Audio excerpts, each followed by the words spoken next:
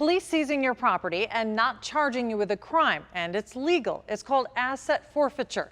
A recent investigation found Kansas law enforcement agencies are spending millions on themselves. In Missouri, the money seized is supposed to benefit schools, but as KMBC 9's William Joy found out, that's not happening. You don't know what it is until it happens to you or to someone in your family. Asset forfeiture is how law enforcement can take your property. There are lots of states that are eliminating civil forfeiture entirely. Missouri State Representative Shamed Dogan doesn't want to go that far, but he is pushing a bill that would change the law. You're presumed guilty and you have to prove your innocence to get your property back. Law enforcement like KCPD says it's another way to punish criminals. We can immediately put that back into our tool belt, if you will. Before they can take anything in Missouri, you have to be convicted of a crime.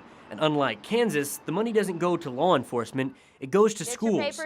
But law enforcement has found a way around it. Instead of handling the case here at the local level, the only thing that law enforcement like KCPD has to do is walk it another 2 blocks down here to Locust Street at the federal courthouse, where state law no longer applies. Under federal law, there's no conviction needed, and law enforcement keeps what it takes. We and other states need to get together and try to curb these abuses. State auditor records show law enforcement seized more than $19 million throughout Missouri in the past 3 years. Only $340,000 has made its way to schools. That's less than 2%. Do you feel like law enforcement is taking from schools? No, I don't. Do you see this money, the forfeiture money, as school district money?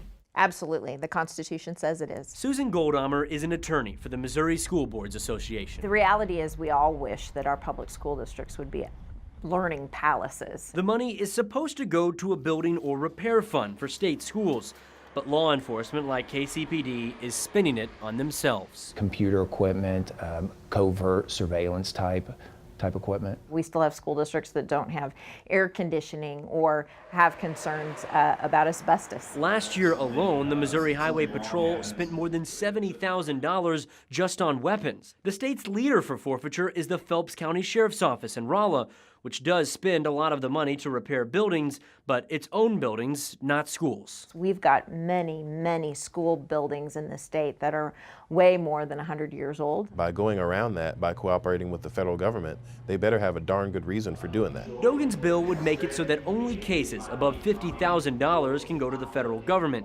He says that's about 20% of cases statewide. So that we can eliminate that incentive of them from being able to just take money or take property. He believes the smaller seizures are often from innocent victims and possibly involve rights violations. The government seizes their money and says, we think you're a suspected drug dealer.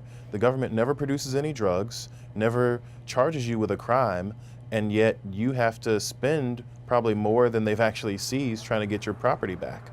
That's unfair. We just work within the confines of the law that's currently on the books. Both KCPD and the School Boards Association say the bigger goal is making sure both are fully funded. It can make a huge difference, particularly in my smaller school districts. So there's a big pot of money out there, and I think it warrants scrutiny. William Joy, KMBC 9 News.